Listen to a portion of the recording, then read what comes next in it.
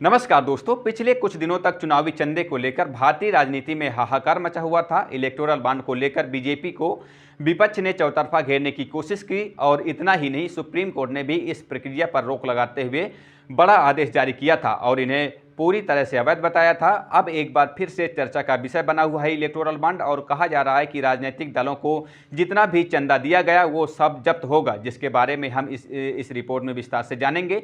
लेकिन उससे पहले आप अगर हमारे चैनल पर नए हैं तो चैनल को सब्सक्राइब कीजिए और बेल आइकन दबाकर वीडियो को शेयर कीजिए। दरअसल सुप्रीम कोर्ट में एक याचिका दायर करके राजनीतिक दलों को वर्ष 2018 की उस चुनावी बॉन्ड योजना के तहत प्राप्त धन राशि को जब्त करने का निर्देश देने का अनुरोध किया गया है, जिसे शीर्ष अदालत ने फरवरी में रद्द कर दिया था।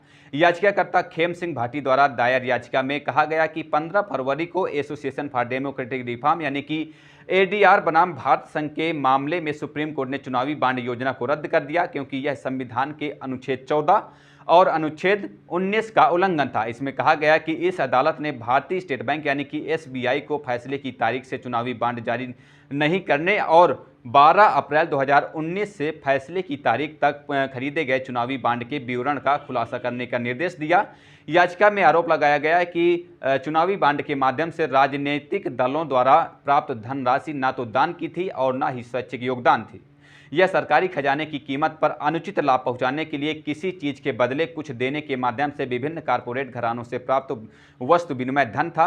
वरिष्ठ वकील विजय हंसानिया की ओर से तैयार की गई और वकील जयेश के उन्नी कृष्णन के माध्यम से दायर की गई याचिका में कहा गया कि चुनावी बॉन्ड की खरीद और नकदीकरण के विवरण से स्पष्ट रूप से पता चलता है कि कंपनियों द्वारा राजनीतिक दलों को चुनावी बॉन्ड के माध्यम से भुगतान किया गया पैसा या तो आपराधिक मुकदमे से बचने के लिए था या फिर अनुबंध या अन्य नीतिगत मामलों के माध्यम से मौद्रिक लाभ प्राप्त करने के लिए था। मांग है कि इलेक्टोरल बॉन्ड से प्राप्त राशि पर आयकर लगाया जाए और ब्याज व पेनल्टी भी वसूली जाए। याचिकाकर्ता का कहना है कि राजनीतिक दलों द्वारा इलेक्टोरल बॉन्ड के जरिए प्राप्त की गई राशि न तो दान की थी और न ही स्वेच्छा से दी गई राशि है, बल्कि ये बार्टर मनी यानी कि बदले की राशि है, जो कि क्विड प्रो क्यू अनुचित लाभ देने के बदले विभिन्न कारपोरेट घरानों से प्राप्त की गई धनराशि है।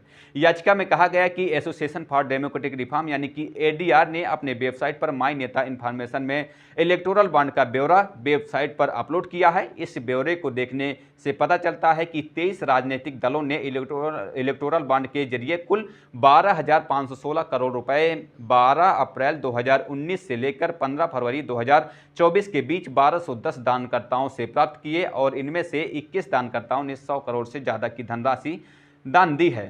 फिलहाल इस खबर पर इतना ही। आगे की जो भी अपडेट होंगी हम आप तक पहुंचाते रहेंगे। मिलते हैं किसी नए वीडियो के साथ, तब तक के लिए बहुत बहुत धन्यवाद। जय हिंद, जय भारत।